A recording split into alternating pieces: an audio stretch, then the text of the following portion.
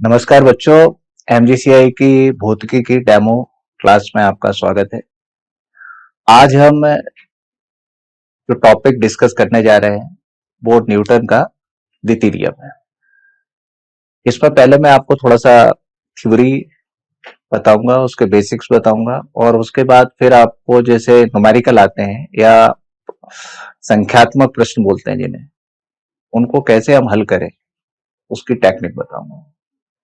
और उसमें दो टेक्निक मैं आपको बताऊंगा। एक आपका जो जनरल मेथड है या आपको जो बुक में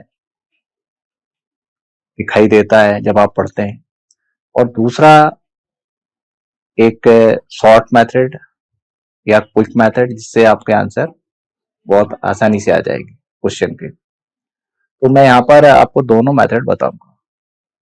शॉर्ट मेथड से आपका आंसर कितनी जल्दी आएगा और जनरल से कितनी देर बाद आएगा, इस पर आप कंपैरिजन कर लेना। ठीक है ना। तो सबसे पहले हम बेसिक स्टार्ट करते हैं, थ्योरी का बेसिक। ठीक है ना। क्विक मेथड में आपको F equal to M A याद नहीं रखना पड़ेगा। ठीक है ना। इसमें कोई फॉर्मूला नहीं है और लगभग उससे सारे क्वेश्चन हो जाते हैं। पुली से रिलेटेड है ना, घिरनी से जो संबंधित होते हैं ना, घिरनी ब्लॉक वाले सवाल। ठीक है ना। या दो ब्लॉक एक साथ चलते हैं तो यहाँ पे ब्लॉकों की संख्या का कोई प्रतिबंध नहीं है, चाहे दो चले तीन चले कितने भी चले। हमारा जो मेथड है क्विक मेथड वो हमेशा काम करेगा। तो आइए थोड़ा सा बेसिक समझते हैं, उसके बाद फिर आगे बढ़ते हैं।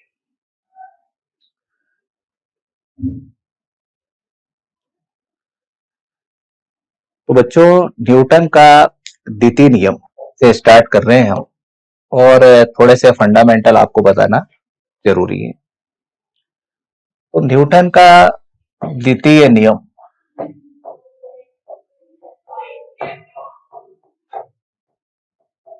द्वितीय नियम, वैसे तो न्यूटन ने तीन नियम दिए हैं गति के, लेकिन यहाँ पे हम डिस्कशन कर रहे हैं न्यूटन का द्वितीय नियम, क्योंकि इस पे सवाल बहुत ज्यादा पूछे जाते हैं। ठीक है ना। तो इसको अपन स्पेशली डिस्कस कर रहे हैं। अब न्यूटन का द्वितीय नियम क्या होता है, हम सभी जानते हैं। जब किसी वस्तु पर हम असंतुलित बल लगाते हैं तो वस्तु चलने लगती है।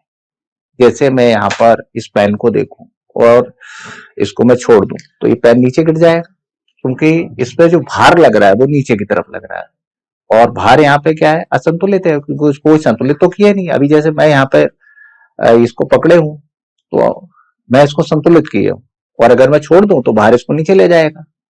तो ये असंतुलित बल हो गया। तो अब यहाँ पे न्यूटन ने यही बोला है कि जब किसी वस्तु पर असंतुलित बल लगता है, नेट एक्सटर्नल फोर्स भी बोल सकते हैं, जो कि असंतुलित है, वो वस्तु के संवेग में परिवर्तन ला देता है। यानी इसको आपने किताबों में ऐसे लिखा हुआ देखा होगा, संवेग परिवर्तन की दर बल के बराबर होती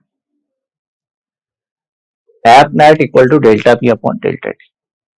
अब अगर हम संवेग की बात करें तो संवेग इक्वल टू होता है द्रव्यमान इंटू वेग। तो यहां पर जो नेट है वो ऐसे लिखा जाएगा एम इंटू बी। अब थोड़ी देर के लिए अपन मान लें कि द्रव्यमान नियत है। जैसे आपने कई बार ऐसे देखे होंगे ना ब्लॉक वाले सवाल, जैसे आप एक ब्लॉक को धकेल के एक जगह से दूसरी जगह ले गए, यहाँ पे ले आए, तो भाई ये 1 केजी का है, जब यहां से यहां पहुंचेगा तब भी तो 1 ही केजी का रहेगा। तो इस तरह हमारा ये जो निकाय, ये निकाय कहलाता है, जिसका हम अध्ययन करते हैं उसको हम निकाय कहते हैं। तो ये ब्लॉक हमारा निकाय है। तो निकाय का द्रव्यमान नहीं बदला, यानी द्रव्यमान यहाँ कैसा हो गया, नियत हो गया। तो ये मैंने एक आपको उदाहरण बता दिया कि नियत द्रव्यमान किस तरह के क्वेश्चनों में आपको मिलेगा, ब्लॉक वाले। तो इस तरह के सवाल के लिए हम फॉर्मूला डेवलप कर रहे हैं। अब हम द्रव्यमान को नियत मान लेते हैं, तो ये जो डेल्टा का जो साइन है ना, वो ये कहता है कि भाई जो चीज नियत है उसको बाहर कर दो। भाई चाल तो बदले। अगर मैंने अभी आपको उदाहरण दिया है कि अगर मैं इसको यहां से गिराऊं तो जैसे जैसे ये नीचे जाता जाएगा, नीचे गिरेगा, वैसे वैसे इसकी चाल बढ़ती जाएगी या वेग बढ़ता जाएगा, तो वेग में परिवर्तन हुआ। तो द्रव्यमान तो वही, तो द्रव्यमान नियत हो गया और चाल क्या होगी या वेग क्या हो गया, परिवर्तित हो गया। आपने क्या सीखा है 9th क्लास में, पढ़ाते ना वेग परिवर्तन की दर को क्या बोलते हैं, त्वरण। तो ये जो हमारा फॉर्मूला बना है वो ऐसे सवालों को हल करने के लिए बना है जिसमें द्रव्यमान नियत रहता है। जैसे ब्लॉक वाले सवाल हुए, उसमें द्रव्यमान क्या रहेगा, नियत रहेगा। ठीक है ना।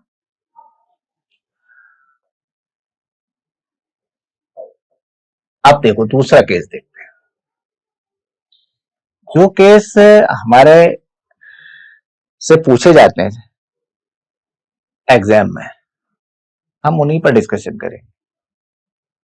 एक ये वाला केस, एक और जैसे परिवर्तित द्रव्यमान, रॉकेट,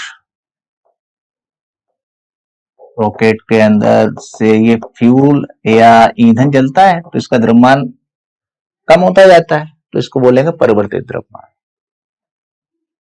तो रॉकेट वाले प्रश्न हो गए, ठीक है ना। या पाइप में से पानी बाहर निकल रहा है तो ये कैसा हो गया, परिवर्तित द्रव्यमान। द्रव्यमान बाहर निकल रहा है किसी निकाय से तो वो परिवर्तित निकाय हो गया, परिवर्तित द्रव्यमान हो गया। ऐसे ये रॉकेट हमारा निकाय है तो इससे द्रव्यमान बाहर निकल जाएगा, द्रव्यमान लगातार कम होता जा रहा है तो ये क्या हो गया, परिवर्तित। अब इसमें ये वाला फॉर्मूला नहीं लग सकता क्योंकि इसमें ये क्या बोलता है कि द्रव्यमान निकाय के अंदर ही रहे, निकाय से बाहर न जाए। जैसे ब्लॉक है तो ब्लॉक से थोड़ी कोई द्रव्यमान बाहर जा रहा है, तो अंदर ही है सारा का सारा द्रव्यमान। अब रॉकेट में क्या है, ईंधन जल रहा है और गैस के फॉर्म में द्रव्यमान बाहर निकल रहा है, तो द्रव्यमान लगातार कम हो रहा है। और ब्लॉक के केस में द्रव्यमान नियत रहता है। तो ये वाला फॉर्मूला याद नहीं लगेगा, ये तुम्हें सीखना है क्वेश्चन को देख के कि किसमें कौन सा फॉर्मूला यूज होगा। तो भाई इसके लिए क्या फॉर्मूला बनेगा देख लेते हैं। अच्छा, ये रॉकेट जो है वो कांस्टेंट स्पीड से जा रहा है, ठीक है ना। क्वेश्चन में बोलेगा वो कि जो हमारा निकाय है कांस्टेंट स्पीड से जा रहा है, या हिंदी में बोले नियत चाल या नियत नियत चाल से, ठीक है ना। तो बोले बल बताइए। तो यहां पर आप लिखेंगे, अवकलन का भी उपयोग कर सकते हैं और डेल्टा का भी, दोनों का। देखो अब क्या हो रहा है, अब मैंने ये वाली चीज को नियत कर दिया, कांस्टेंट नियत, और ये परिवर्तित होगी। तो परिवर्तित राशि को अंदर रखना है और नियत को बाहर कर देना है। ये डेल्टा को लिखने का तरीका होता है। या अवकलन में भी आप ऐसा कर सकते हैं, अवकलन का जो तरीका है उसको भी ऐसी डील करते हैं, ठीक है। तो यहां पर हम क्या करेंगे, B delta M of delta T ऐसे लिख दी।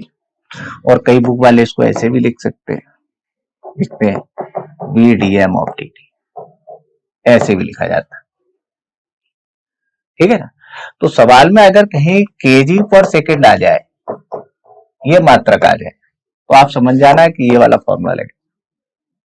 या इसको भी बोल सकते हैं, ये भी लगा सकते हैं, ये वाली यूनिट देखा करो, केजी प्रति सेकंड आ गया तो सीधा ये फॉर्मूला लगाना है सवाल में, ठीक है। अब हम क्या करते हैं, अब थोड़ा सा फोर्स के बारे में भी देख लेते हैं भैया, कौन कौन से फोर्स होते हैं। जैसे रस्सी में कैसा होता है, तनाव होता है। जैसे मान लें रस्सी का काम क्या होता है, किसी चीज को खींचना, और जब रस्सी खींची होती है तो उसके अंदर क्या आ जाता है, तनाव।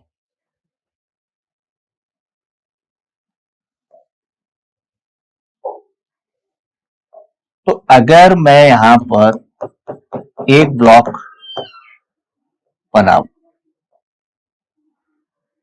ठीक है ना, और इस पर रस्सी लगा दूं, तो रस्सी इसको क्या करेगी, खींचेगी। तो रस्सी के अंदर जो तनाव होता है वो वस्तु से क्या होता है, दूर होता है। तनाव वस्तु से क्या होगा, दूर होगा। तो ये ध्यान रखना अपने को कि अगर तनाव की दिशा आपसे कोई पूछे तो आप बोलोगे वस्तु से दूर।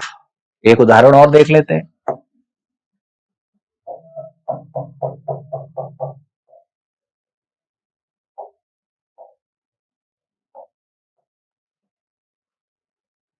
जैसे मान लीजिए ये ब्लॉक लटका दिया, तो इसमें जो भार है वो किधर लगेगा, नीचे की तरफ, और तनाव वस्तु से दूर, ऐसा ऊपर। भाई रस्सी पे तो लिखोगे तनाव, और वस्तु से दूर, ठीक है।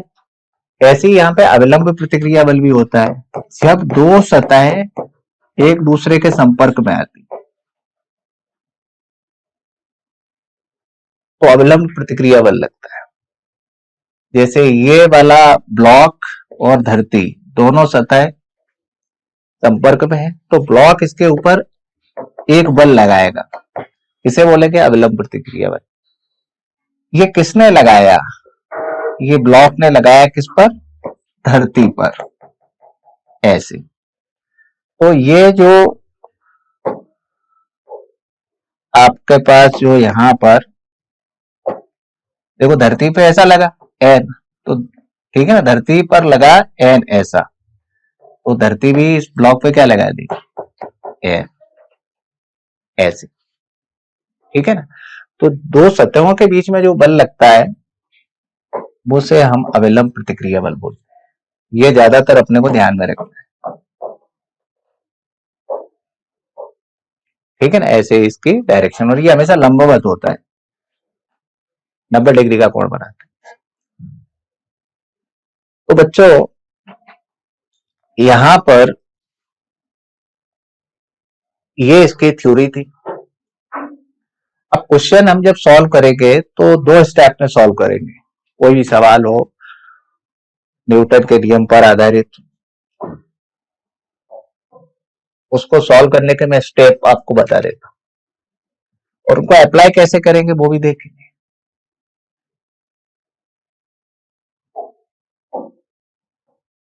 अब जैसे स्टेप वन यानी पद एक, स्टेप ही लिख लेते हैं, कोई दिक्कत वाली बात। स्टेप वन में हम पहले त्वरण निकालेंगे। क्या, त्वरण ज्ञात करना, सबसे पहले त्वरण। तो लिखेंगे यहां पर निकाय,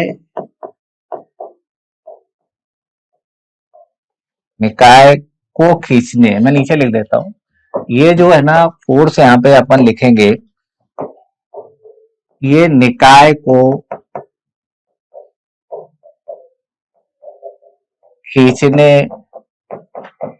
या चलाने वाला कुल बल, ये आप हो जाएगा। और ये एफ में यहां लिखूंगा तो ये कुल द्रव्यमान,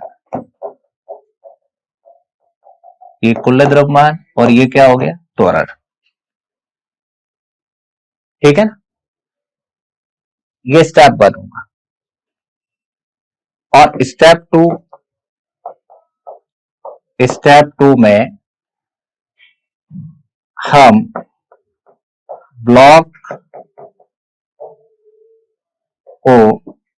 ब्लॉकों को अलग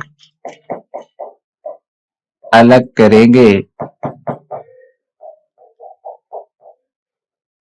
और फिर F equal to M A apply करेंगे। ऐसे मान लो ब्लॉक वाले सवाल की बात कर रहा हूं, ब्लॉक वाले सवालों को ही हम डिस्कस करने जा रहे हैं। इस पर दो स्टेप लगाएंगे, दोनों में एक ही फॉर्मूला यूज करना है। यहां पर एक बार पूरे निकाय पे लगाना है, और फिर यहां पर निकाय के अलग अलग जो ब्लॉक है उन पे लगाना है, ठीक है। अब इसको थोड़ा सा देख लेते हैं, सवाल पे कैसे अप्लाई करेंगे। अब जैसे मैंने यहां पर एक सवाल ले लिया, मान लीजिए पहले अपन त्वरण निकालना सीखते हैं, कैसे त्वरण निकालते हैं। त्वरण ज्ञात करें, ये हमें सवाल दिया हुआ है कि भाई जो भी आपका निकाय है उसका आप त्वरण बता दो, ठीक है ना। अब देखते हैं कैसे हम इस त्वरण को ज्ञात करते हैं। जैसे मान लो मैं थोड़ी देर के लिए आपको एक ब्लॉक इस पे बना रहा हूं, ठीक है ना। इसका द्रव्यमान 3 kg और यहां पे मैंने बल कितना लगा दिया, 6 न्यूटन। अब जिसका तुम अध्ययन करते हो उसे हम निकाय बोलते हैं। यहाँ पे केवल और केवल एक ब्लॉक, तो ये हमारा एक निकाय हो गया।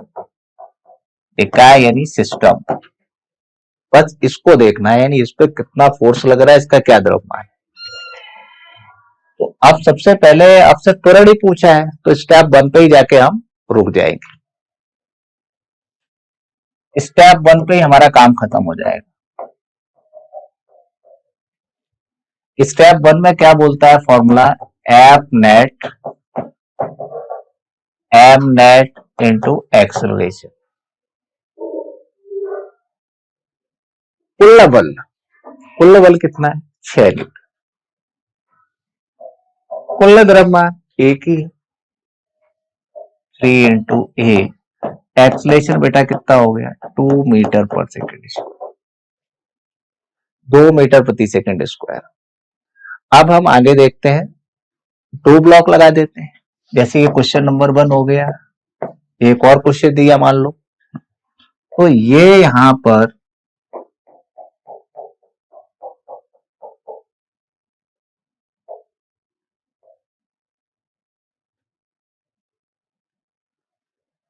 दो ब्लॉक बना देते हैं।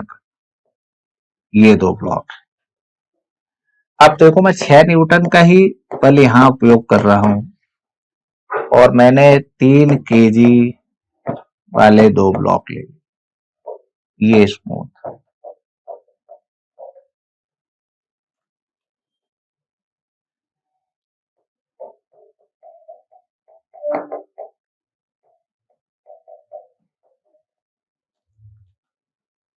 तो ये हमारा 6 न्यूटन हो गया।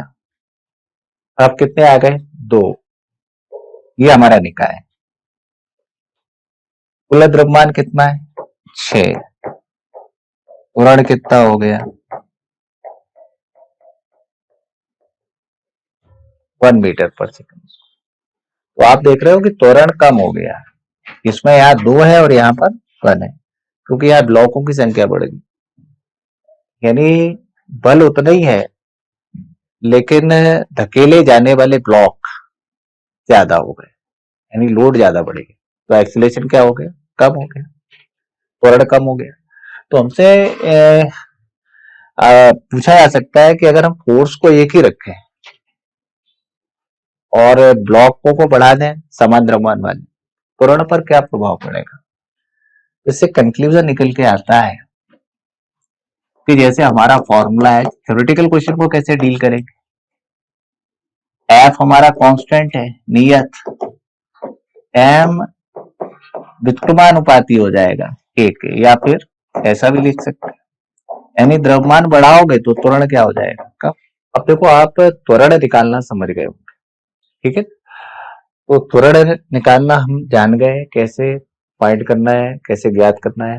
अब थोड़ा सा हम इनको और आगे लेके जाते हैं चीजों को। जैसे मान लीजिए अब सवाल में आपसे तनाव पूछ लिया, ठीक है ना।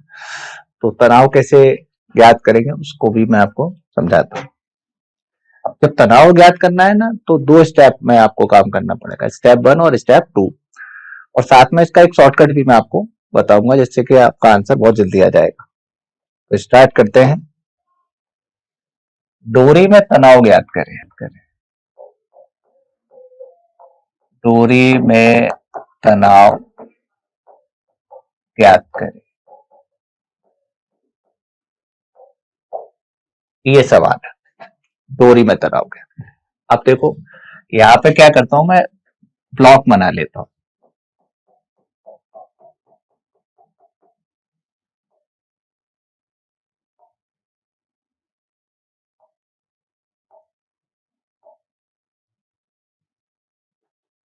जैसे मान लीजिए मैंने यहां पर एक बल लगाया,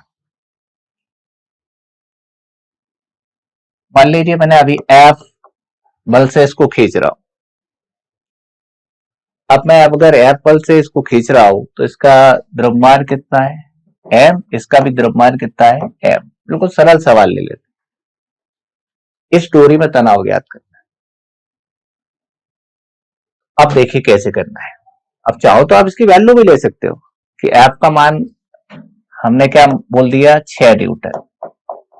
और चलो इसका द्रव्यमान भी लिख लेते हैं, 3 kg, और इधर भी 3 kg। ऐसा भी कर सकते हैं,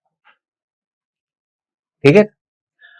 एम के मान 3 kg हो गए दोनों के, और हमने 6 न्यूटन बल लगा के इसको खींचा। तो अब इसमें तनाव कितना आ जाए।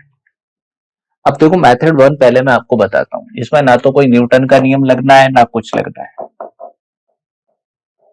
बस जो मैं विधि बता रहा हूं वो आप याद। और किताब वाली मेथड भी बताऊंगा, जो बुक्स वगैरह में जनरल मेथड जिसे बोलते हैं, उसको भी बताऊं। अब यहाँ पे क्या करते हैं हम, जो तरीका है हमारा तनाव ज्ञात करने का, वो ये है कि यहाँ पे आप टी लिख दीजिए, ठीक है। अब देखो इस साइड फोर्स है, ये बल है, इस द्रव्यमान से गुणा कर लेगा। देखो ये 6 और ये 3, 6 × 3 = 18, 6 × 3 = 18। इधर का बल, इधर का द्रव्यमान। अब बेटा इधर तो बल लिखा ही नहीं, इधर तो बल लिखा ही नहीं। अब इधर बल नहीं लिखा है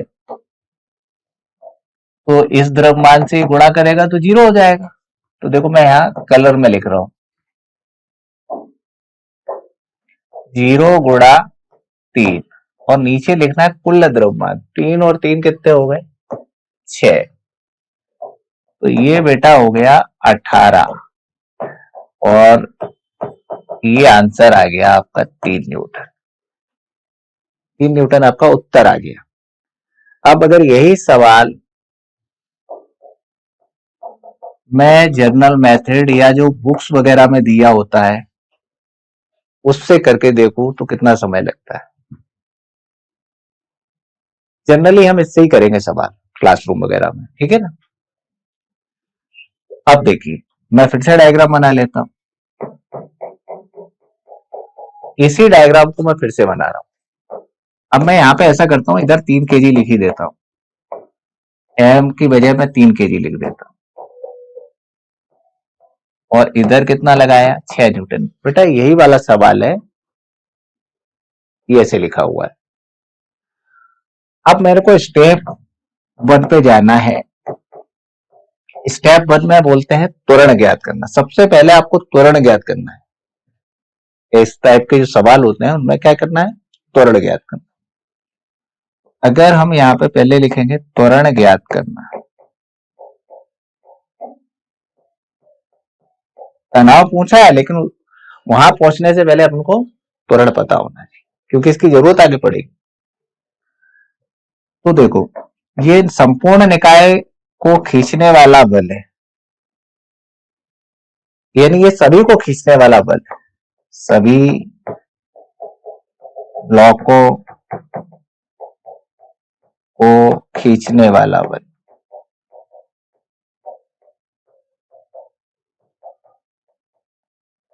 और ये कुल द्रव्यमान, यानी जितने को ये खींच रहा है इंटू त्वरण। त्वरण के लिए यही वाला यूज करेंगे फॉर्मूला जो मैं लिख रहा हूं। तो यहां पर एफ का मान कितना हो गया, 6। कुल द्रव्यमान 3 × 3 इंटू ए, 6 × ए, तो ये कितना हो गया त्वरण, 1 मीटर प्रति सेकंड स्क्वायर, ठीक है।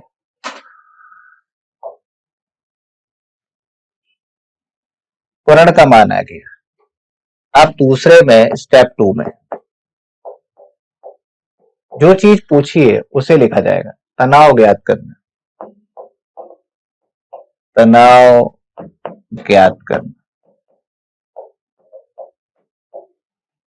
तनाव ज्ञात करना। अब यहां पे क्या करेंगे हम कि ये जो ब्लॉक है इनको अलग अलग कर लेंगे। भाई जिनके बीच में ये रस्सी लगी ना, इन ब्लॉकों को आप अलग अलग कर लो। सीधी बात है, ये ध्यान रखना। आप इनको अलग अलग कर लेंगे। देखो पहले मैं यहां पर तनाव का मान भी लिख देता हूं।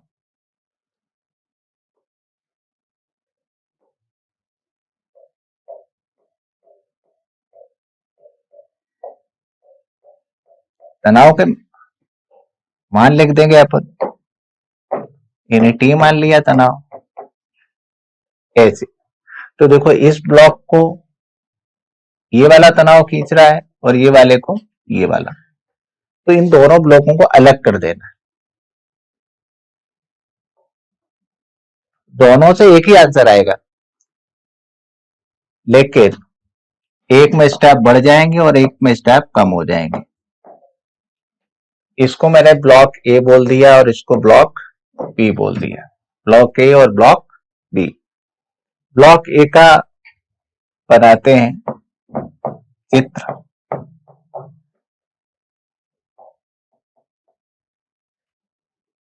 ब्लॉक ए आगे की तरफ भाग रहा है, कितने त्वरण से? ए से। अब देखो वापस से न्यूटन का नियम लगाए, क्योंकि न्यूटन का नियम लगेगा खींचने वाला बल इंटू त्वरण। तो खींचने वाला बल है कौन है? यहाँ कौन है? तनाव। कितने द्रव्यमान को खींच रहा है? 3। त्वरण कितना है यहाँ पर? 1। तो ये हो जाएगा 3 न्यूटन। ठीक है, ये 3 न्यूटन आ गया उत्तर। अब दूसरा जो है ना यहां पर, ये 3 kg। अब देखो इधर फोर्स कितना लग रहा है? 6 न्यूटन। और उधर कितना लग रहा है? तनाव। तनाव की दिशा वस्तु से दूर होती है हमेशा। वस्तु से क्या है? दूर है। अब देखो ये त्वरण इसका आगे की तरफ, वस्तु आगे चल रही है दोनों। भाई इसमें देखो ना, इसमें अगर आप इधर खींच रहे हो दोनों इधर ही तो भागेंगे, तो उनका त्वरण भी इधर ही होगा। तो त्वरण जिधर ये भाग रही है उस दिशा को धनात्मक और इसको ऋणात्मक। देखो अगर इसमें न्यूटन का नियम लगाओगे तो ये हो जाएगा 6 माइनस टी। कितने द्रव्यमान को? 3 को लिखना है। और त्वरण ए, त्वरण ए का मान देखो 1 आगे पहले ही से बताया, इसलिए इसको पहले ज्ञात कर लेते। 6 माइनस टी, 3 गुणा 1, 6 माइनस 3 टी, ये कितना हो जाएगा? 3 न्यूटन। देखो दोनों से आंसर क्या है? सेम आए। इसमें स्टेप ज्यादा बढ़ गए, इसमें स्टेप कम। तो हमें उस ब्लॉक को सिलेक्ट करना है जिसमें बल कम लग रहे हैं, तो आंसर जल्दी आ जाएगा। देखो इसमें बल ज्यादा लग रहे हैं तो इसमें कैलकुलेशन ज्यादा है। ठीक है ना? तो ये हमारे रूल्स एंड रेगुलेशन होना चाहिए क्वेश्चन को सॉल्व करने। ये सब बताए जाएंगे आपको क्लास में कैसे सॉल्व करना है। ठीक है, अब अगला क्वेश्चन देख लेते हैं। अगले क्वेश्चन में मैं एक चीज आपको बताता हूं कि आंतरिक बल और बाह्य बल क्या होते हैं। जैसे मैं एक यहां पे ब्लॉक बना रहा हूं,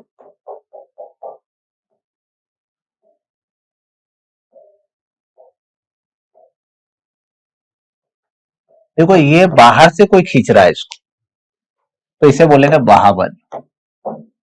और ये जो अंदर लगेंगे, जो जैसे अपना निकाय है ना, निकाय में 3 चीजें शामिल है, 2 ब्लॉक और एक रस्सी।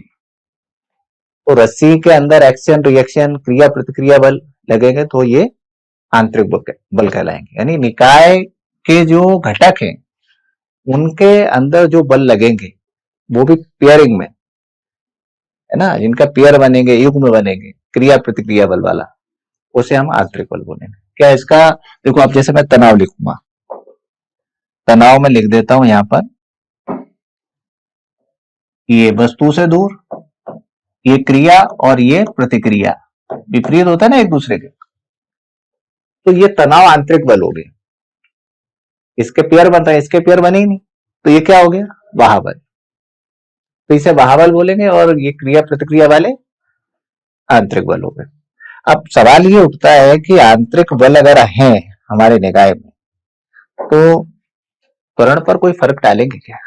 देखो, दो तरीके से हम इसको सॉल्व करते हैं।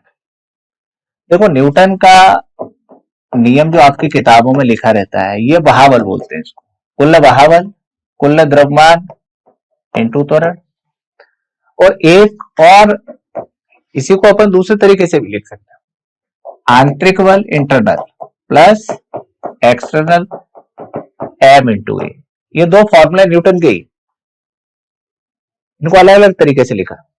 अगर मैं डायरेक्ट, मेरे दिमाग में ये है कि बहाबल बराबर कुल द्रव्यमान इंटू त्वरण, तो मैं इनको नहीं देखूंगा, इनको नहीं देखूंगा, सिर्फ किसको देखूंगा, तो m1 m2 इंटू ए।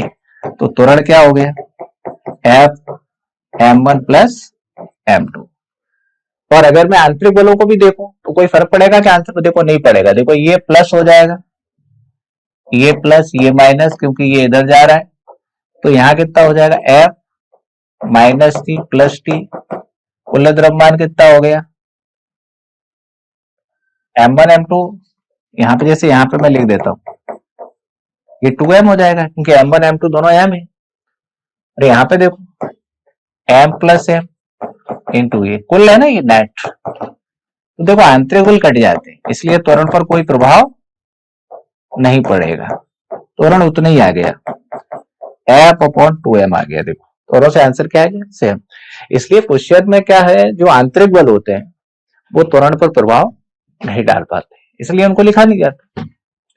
आ रही बात में, त्वरण जब निकालना हो तो नहीं लिखा जाता, तनाव निकालना है तो लिखना पड़ेगा, ठीक है ना। अब जैसे मैं आपको और एक दो क्वेश्चन बताता हूं, शॉर्ट ट्रिक हमारा कितना काम का है। जैसे मान लीजिए कि ये सवाल दिया हुआ,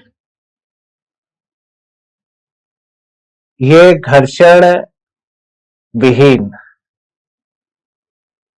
पुली है, घिरनी है, भारहीन है, भारहीन एवं घर्षण रहित घिरनी से गुजरती हुई डोरी के सिरों पर m1 m2 द्रव्यमान लटकाए गए। m1 का मान दिया हुआ है, m2, तो द्रव्यमानों का त्वरण, त्वरण पूछा है। तो आपको क्या करना है कि इस टाइप के जो सवाल है घिरनी वाले, उनमें सबसे पहले आपको भार लिखना है, जैसे m1g m2g, ठीक है ना। आप इसको क्या करना है, सीधा कर देना है, यानी ये जो घिरनी है, घिरनी के ऊपर से रस्सी को निकाल के सीधा कर दो, रस्सी को इस तरह से।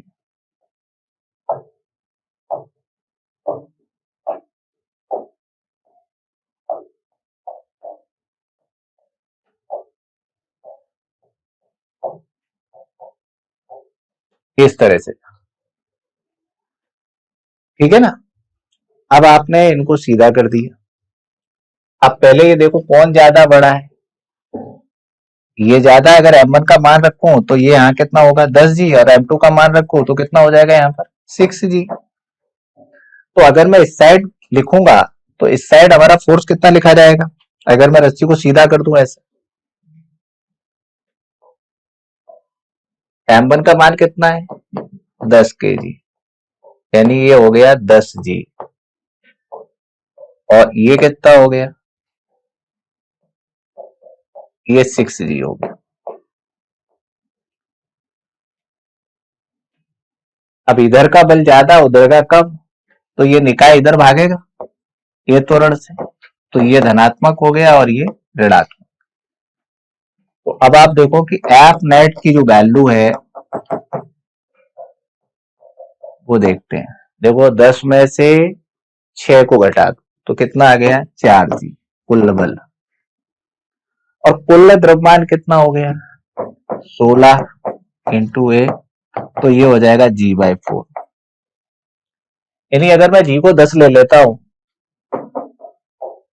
तो 10/4, यानी ये हो जाएगा 2.5 मीटर पर सेकेंड स्क्वायर। 2.5 आंसर आपका कितना हो गया, 2.5 मीटर पर सेकेंड स्क्वायर। ये तो ना का तरीका हो गया। तो रस्सी वाले जितने भी सवाल हैं उनमें क्या करना है आपको, रस्सी को सीधा कर देता है, ठीक है ना, और फिर हम उनको आगे प्रोसीड करना है। अब ये सवाल और डोरी में तनाव वैसे के वैसा सवाल है, सिर्फ बदल दिया है, डोरी में तनाव। अब देखो अपना जो जनरल मेथड है वो अपन यूज नहीं करेंगे, टाइम लगता है उसमें। अभी जो मैंने बताया, सबसे पहले भार लिखो, यहाँ 10G लिखेंगे, ठीक है ना। इसके बाद इसको अपन सीधा कर देंगे, इधर 10G, उधर कितना हो गया 6G, इधर 6 kg, इधर 10 kg, इधर तनाव।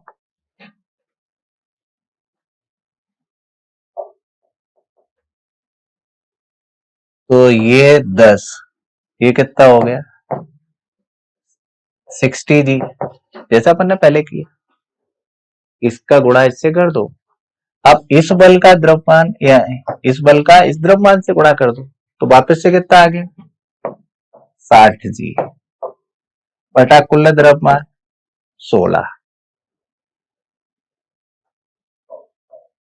तो ये कुल मिला के कितना हो गया 120G बटा 16।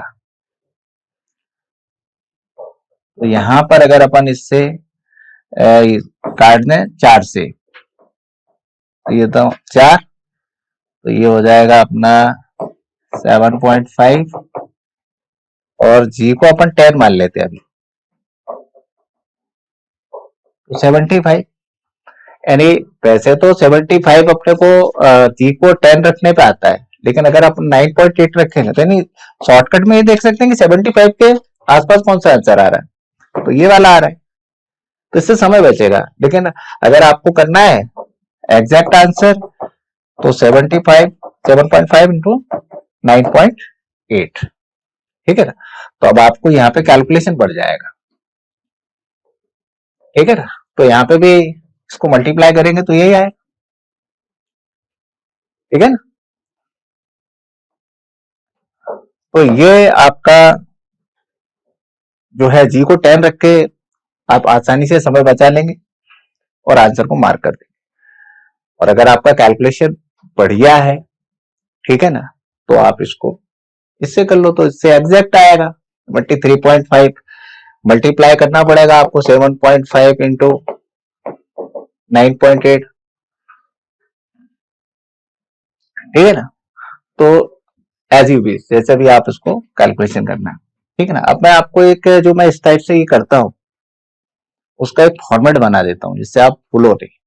अब जैसे ये जो टेक्निक है उसको आप ऐसे याद रख सकते हैं,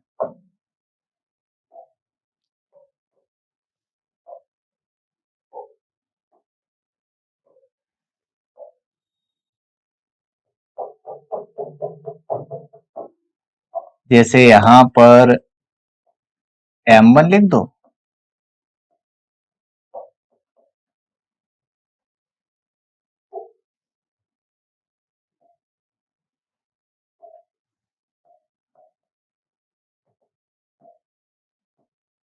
M2 लिख दो, ठीक है। यदि दोनों केस के लिए लिखा आपको, अविलंब प्रतिक्रिया बल के लिए और इसके लिए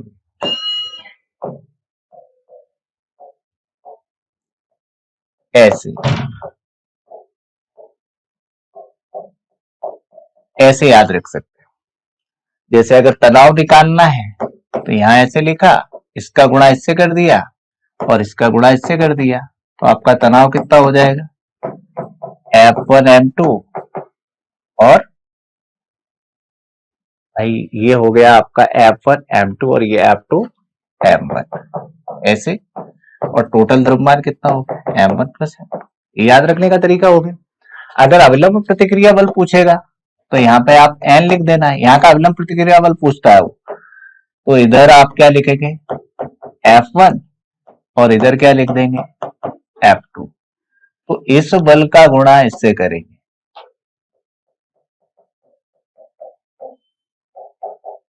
इस बल का गुणा इससे कर देंगे,